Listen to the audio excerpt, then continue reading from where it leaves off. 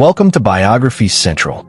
You are listening to Life of Sri Ramakrishna, a complete biography. Chapter 24, Death of Mathur. Shortly after the death of Akshay, Mathur took Sri Ramakrishna with him on a tour through his zamindari, perhaps to divert his mind. Hriday was also one of the party. The first noteworthy incident took place at an exceptionally poor village, whereas at Vidyanath, the master was deeply touched by the miserable condition of its inhabitants. At his passionate appeal, Mathur fed the starving people and gave everyone a piece of cloth. During this excursion, Mathur visited his own village in the Khulna district and lived for some weeks at the home of the family guru, where Sri Ramakrishna was cordially received. The party then returned to Dakshineswar. At Kolu Tala, in Calcutta, at the house of Kalinath Dutta, a number of devotees of the Vaishnava sect were in the habit of assembling for Sankirtan or the recitation of sacred texts. A seat decorated with flowers and garlands was kept sacred to Sri Chaitanya, who was their chosen ideal. It was called Sri Chaitanya's seat.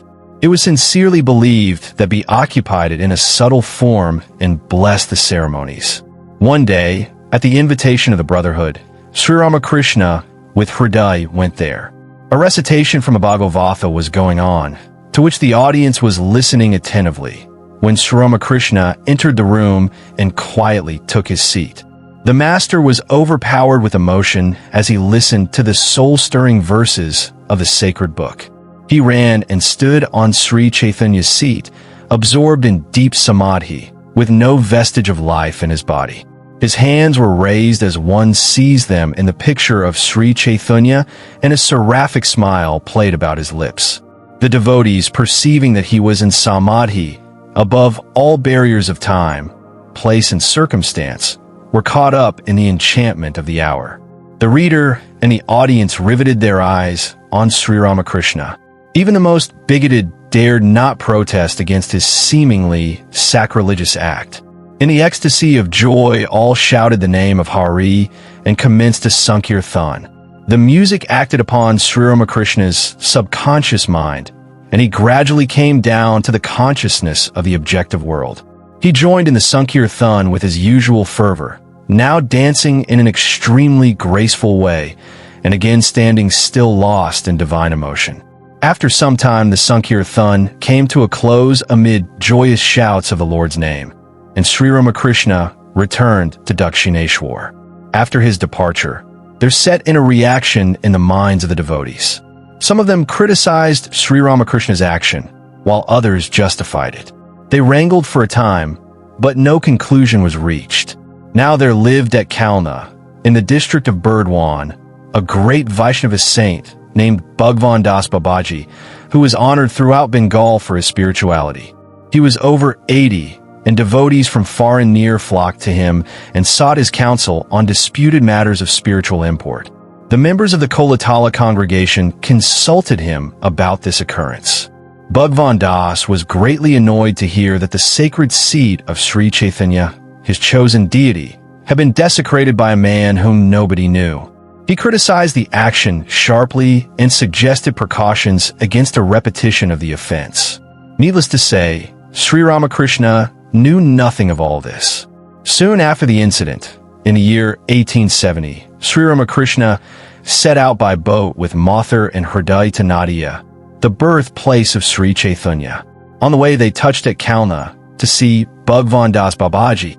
Arriving there in the morning, Mathur busied himself in arranging for lodgings, while Sri Ramakrishna went with Hriday to visit the Babaji. It was frequently observed that the master, like a child, felt shy and diffident at first in the presence of distinguished strangers.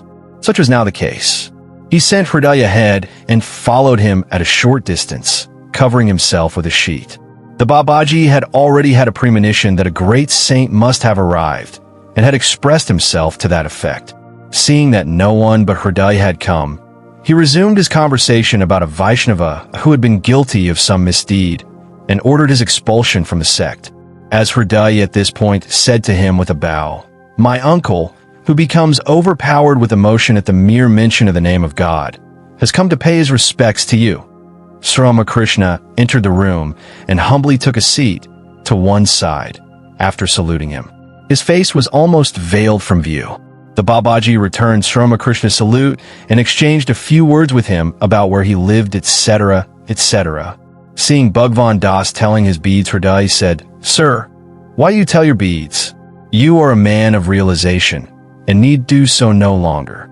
The Babaji answered, "I may not require it myself, but I keep up the practice as an example to others. Otherwise, they might go astray in trying to imitate me." Sri Ramakrishna could contain himself no longer. Depending entirely like a child upon the Divine Mother, his spirit of resignation was so complete and so natural that not only did he do nothing on his own initiative, but the sight of others doing or saying things from an egotistic standpoint was extremely painful to him. Even in ordinary conversation, he seldom spoke of himself in the first person except as a servant of God. So these egotistic words of Bhagwan Das irritated him greatly. He stood up and said, "What? You dare to think like that? You pose as a teacher. You will expel a man from a society. You continue or give up a religious practice at will. Were you to teach men? You dare not teach the world unless he who is its Lord and ruler allows you to do so." The sheet had fallen from his body. Even the wearing cloth had dropped, and a halo appeared about his face. As he finished speaking, overwhelmed with emotion, he fell into samadhi. All gazed spellbound at his majestic figure, and none dared to utter a word. The Babaji, who was accustomed to being addressed with respect, was surprised at this sudden outburst, but the irresistible authority with which the words were spoken went straight to his heart. His eyes were open to his mistake.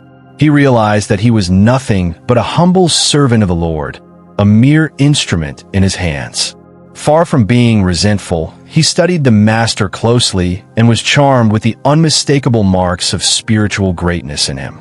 In the conversation that followed, Sri Ramakrishna went into frequent trances, and the Babaji's judgment was confirmed. And when he found that this was the man who had occupied the sacred seat of Sri Chaitanya at Kolatala, he regretted his criticism and asked pardon. Sri Ramakrishna recounted the whole incident to Mathur, praising the realizations of the Babaji at the same time. Mathur also went to visit the Babaji and gave money to the ashrama for a feast. From Kalna, the party proceeded to Nadia. When the boat passed by the sandbanks close to the town, Sri Ramakrishna was beside himself with emotion, and Hriday had to hold him fast lest he should fall into the Ganges. He was calm again when the boat touched land. Curiously enough, in the town he experienced no exaltation of feeling, a sure index to him of its spiritual worth, although he visited one temple after another. He was disappointed at the lack of divinity manifested there. After finishing his rounds, he returned to his boat and went a short distance offshore. Suddenly, a wonderful vision greeted his eyes. He used to say, "Two boys, bright as molten gold, with radiant rings of light round their heads, rushed smiling towards me through the air with uplifted hands. They come, I cried.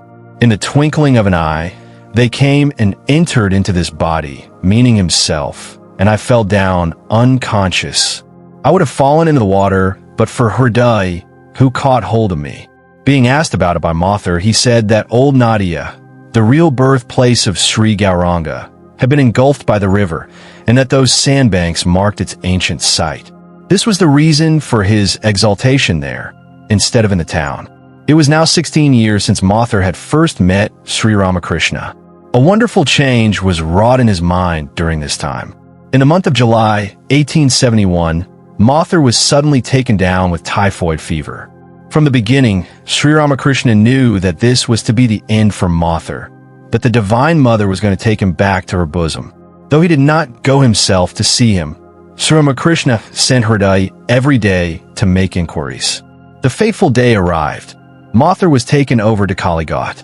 That day the Master did not send Hriday, but fell into a deep trance, which lasted 2 or 3 hours. The form remained at Dakshineswar, but the spirit flew to the devotee's side to bless his last moments. After 5 o'clock, Sri Ramakrishna regained outward consciousness and called Hriday to him. "Well," he said, Mathur's soul has ascended to the Devaloka, or the sphere of the mother. Hriday was silent. Late at night, the news reached Dakshineswar that Mathur had passed away at 5 p.m. One day, a devotee, interested in the master's account of Mathur's wonderful personality and unique relationship with him, asked in curiosity, "Sir, what became of him after death? He won't have to be born again, will he?" The master replied, "Perhaps he has been born again as a prince. He had hankerings for enjoyment." He spoke of something else, letting the matter drop. With the death of Mathur, there passed away a figure closely associated with Sri Ramakrishna during the most eventful epoch of his life. The closeness of their relationship must have been preordained, for evidently Mathur's mission was to look after the mother's beloved child, and we have seen how faithfully he discharged this sacred task. With his passing, Sri Ramakrishna's life took a new direction, and a new group, to whom we shall presently introduce our listeners, came on the stage. I hope you like this chapter. We need volunteers and sponsors to create content with even better quality and with more variety. If you wish to join this initiative as a volunteer or sponsor, please click the links given in description below. To help us reach more viewers, please like, comment, share, and subscribe to Biography Central. Thank you for your time. It means a lot. Namaste.